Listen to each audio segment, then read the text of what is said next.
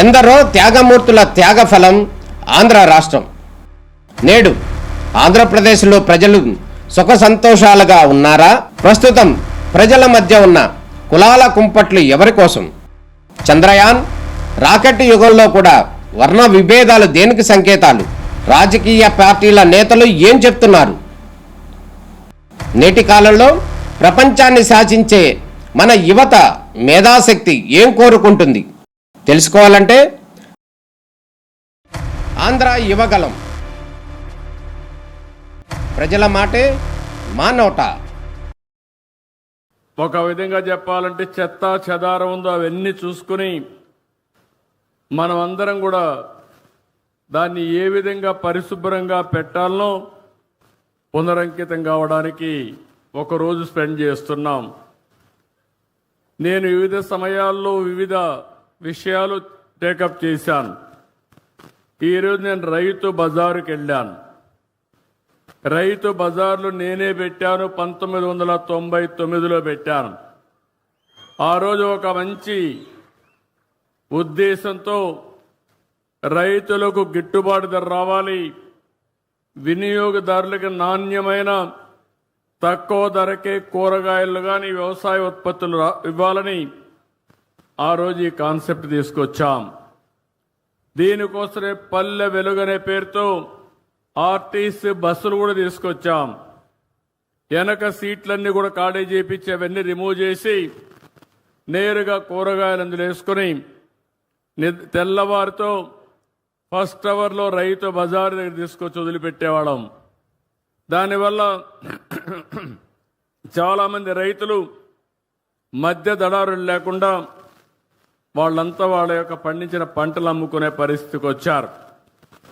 ఇంకో పక్కన ఎవరైతే వినియోగదారులు ఉన్నారో వాళ్ళంతా నేరుగా రైతు బజారుకి వెళ్తే నాణ్యమైనటువంటి సరుకులు దొరికేటివి, ఫ్రెష్గా వెజిటబుల్స్ ఉండేటివి. అలాంటిది ఆ కాన్సెప్ట్ మీరు చూస్తే ఈరోజు 125 రైతు బజార్లే మన దగ్గర ఉన్నాయి. కానీ కారణాలు ఏదైనా కావచ్చు, కానీ కాలక్రమేణా దీనిపైన శ్రద్ధ పెట్టలేకపోయారు. ఈరోజు నేను చూశాను, ఏదైతే ఇక్కడ చూసిన రైతు బజార్ని ఒక ఆదర్శంగా తయారు చేస్తాను. పక్కన భూమి ఉంది, 6 కోట్ల రూపాయలు శాంక్షన్ చేసి 1 సంవత్సరం లోపల అండర్ గ్రౌండ్ పార్కింగ్ కూడా పెట్టి ఒక బెస్ట్ రైతు బజారుగా తయారు చేసే బాధ్యత ఈ ప్రభుత్వం తీసుకుంటామని చెప్పి కూడా నేను మీకు తెలియజేస్తున్నా. ఇప్పుడు సబ్జీ కూలర్లు కూడా వచ్చాయి. ఒకప్పుడు ఎన్నో కష్టాలు పడేవాళ్ళం.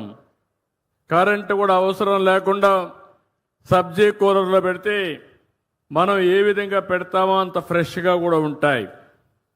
అంటే ఇలాంటి రైతు బజార్లని ఇప్పుడు 125 ఉన్నాయి. 175 నియోజకవర్గాలకి 175 రైతు బజార్లు పెట్టే బాధ్యత ఈ ప్రభుత్వం తీసుకుంటామని చెప్పి కూడా నేను మీకు తెలియజేస్తున్నా. నేను ఒకటే ఆలోచిస్తున్నాను, రైతులకు గిట్టుబాటు ధర రావాలి, వినియోగదారుడికి సరసమ ఇన్ఫ్లేషన్ పెరగకుండా వీలైన తక్కువ ధరకి నిత్యావసర వస్తువులు కొనే అవకాశం ఇవ్వాల్సిన అవసరం ఉంది.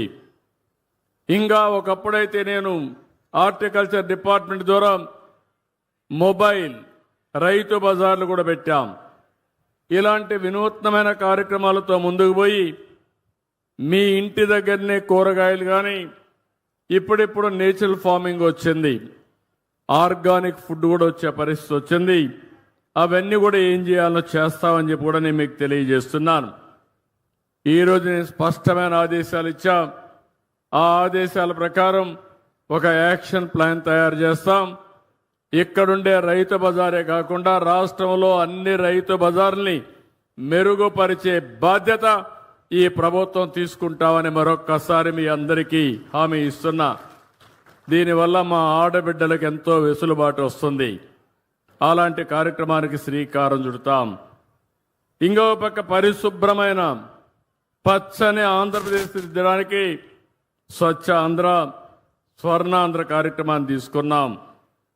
పల్లెలు పట్టణాలు, చెరువులు, రైతు బజార్లు, ప్రభుత్వ కార్యాలయాలు, పరిశ్రమలు, విద్యా సంస్థలు, హాస్పిటల్స్ అన్ని చోట్ల నేను ఒకే మాట చెప్పాను.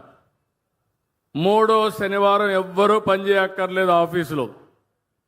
మీ ఆఫీసులో ఉండి చెత్తంతా తీసేసి దుమ్మంతా దులిపేసి నేరుగా చెట్టు దగ్గరకు వచ్చని స్వచ్ఛమైన ఆలోచనలు చేస్తే దేశం బాగుపడుతుందని చాలా స్పష్టంగా చెప్తున్నాను.